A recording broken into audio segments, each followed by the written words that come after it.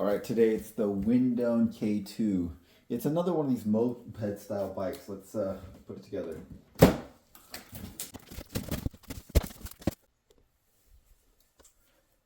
All right, so it comes well packed. And it looks like it's mostly assembled already.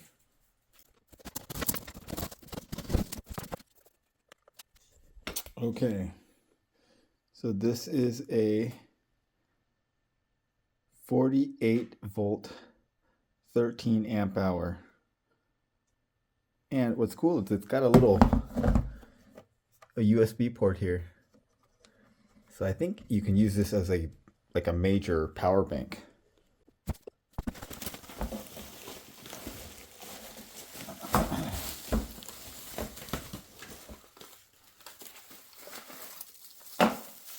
Okay, this is the tail light.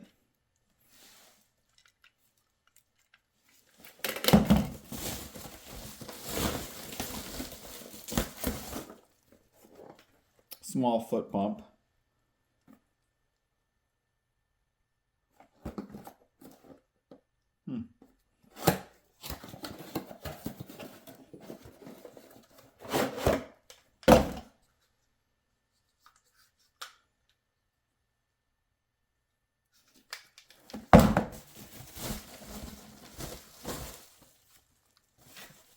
User manual.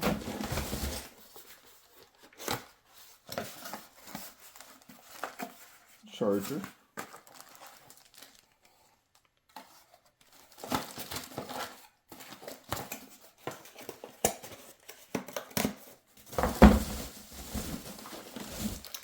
Pedals.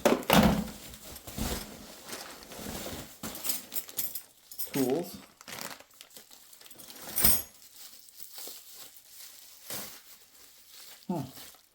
Looks like I have to put in the shocks.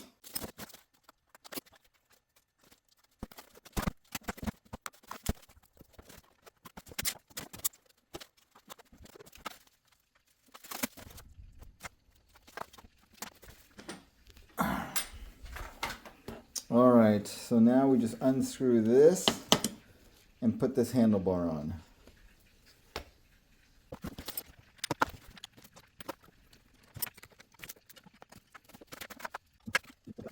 Okay, then you just put on the front wheels. It's got these spacers. You got to make sure you put the spacers on the side opposite the disc for the disc brakes.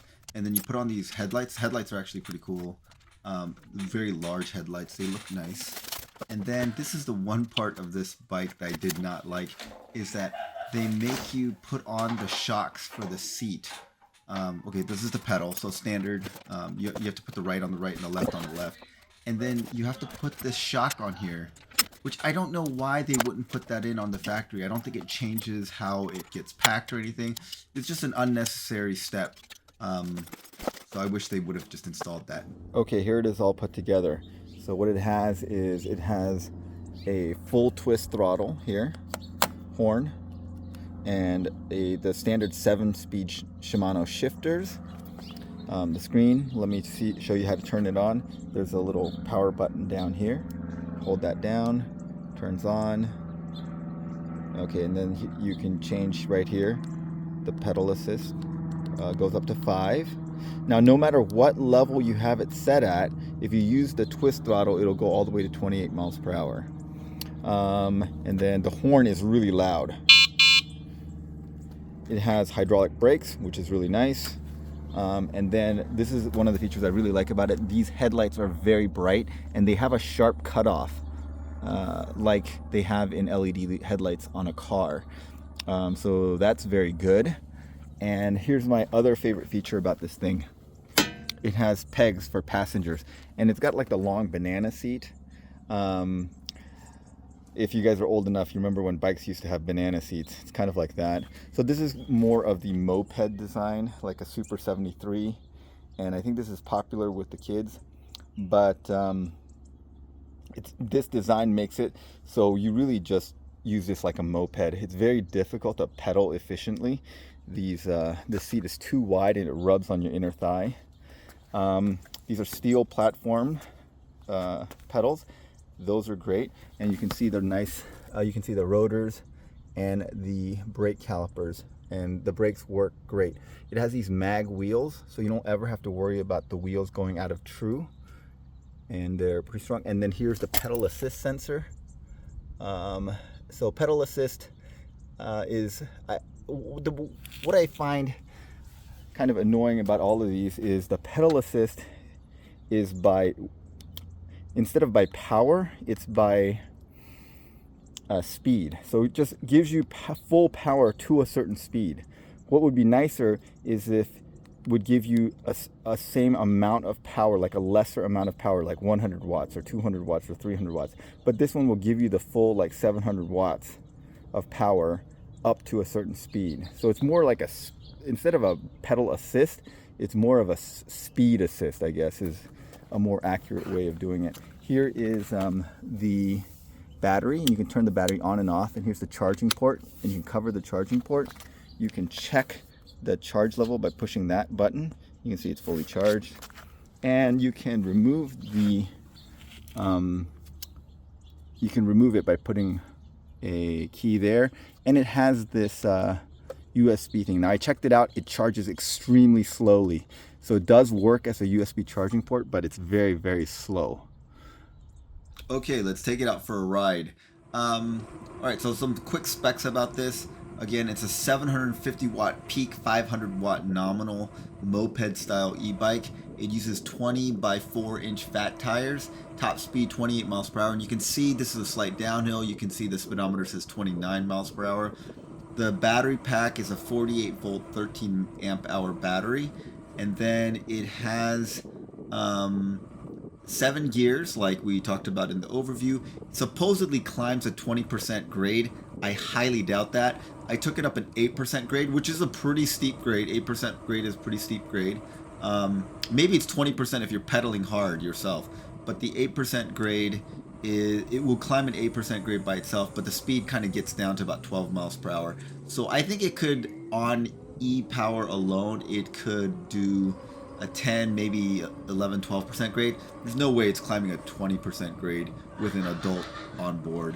This is a flat stretch, it's not downhill, so you can see it does reach 28 miles per hour. It's not the fastest bike at takeoff, but it does reach their top speed that's advertised. The bike weight is 100 pounds, so pretty heavy, but it feels good. It's very easy to control, and it's got predictable steering. The seat is pretty comfortable. The rider height range is supposedly 5'7" to 6'7". Now I'm 5'11", and it feels, when you sit down on it, the seat is very, very low. So I think if you're 6'7", could you sit on it? Yes, you could. You would look a little ridiculous. And probably, I think someone as short as 5'4" or 5'5" could easily ride this bike. Again, the low seat height makes pedaling, as well as the wide seat, makes pedaling basically impractical. You can do it, but it's not very efficient. The leverage isn't good, and if you stand up to pedal, it's very likely that your knees hit the forks. And when I was doing the range test, I did run out of range right before I got home, and so I ended up having to pedal, and I did hit my knees on the fork. It left a little bruise there. So overall, what do I think about this bike? The bike is very comfortable. It's capable. Headlights are great. Really like the headlights. Brakes work well. Ride is smooth. One of the things I really like about the bike is the battery indicator, like how much battery you got left, is the best battery indicator that I've seen on any of these e-bikes. What happens with most of these e-bikes is that the battery indicator looks like it's completely full when it's actually half empty, and then it just starts losing bars very, very quickly at the end. So it's not very predictable. It's not linear, and so the battery gauge is not very helpful. This one seems very linear. The total range I got on this bike was 22 miles. They claim 46 miles of range or something like that. Every one of these ranges are grossly optimistic, and I think they're contingent on you pedaling a lot. Of course, you're not going to pedal this bike, and so I only want to know what the throttle only range is, and the throttle only range is about 22 miles. The other thing I like about it is the passenger peg, so you can ride 2 up. Now imagine if you try to go up hills with 2 people, it might slow down a bit, but you do have the capability of going 2 up on this thing, which might be useful and kind of fun. So overall, what do I think of this bike? Currently it sells for $799, which I think is a really good deal. Range is 22 miles, which is very respectable. It looks like it's very well built. Headlights, again, awesome. You can go 2 up on it and take a passenger. It doesn't have any kind of rack, but that's just not what you're going to get with this kind of thing. So you do have to be looking for a moped style e-bike. You cannot pedal this thing really effectively at all. And luckily they understood this, and they made this bike go to full speed with the throttle only, which makes sense. The other bikes like this that make you pedal to get to full speed, that makes no sense whatsoever. Overall, so I think this is a great bike, and at its price, I don't think you can go wrong. The other cool thing I got is this battery operated tire inflator, and I never thought I needed one, and of course you don't need one, but it's really nice. So you just turn this thing on, and you can set it to different modes. So it's on bicycle mode right now, so you can change that to car mode. So, and then you can set your, okay, so there's it's different settings. So PSI, that's what we mostly know. I'm going to set this thing to 37 PSI, and we are going to screw this in right here.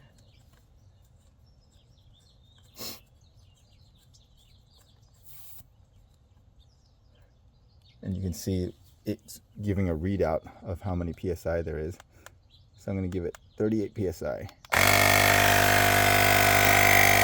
Pretty loud and pretty slow, but it's very easy to use. Works great. Highly recommend it.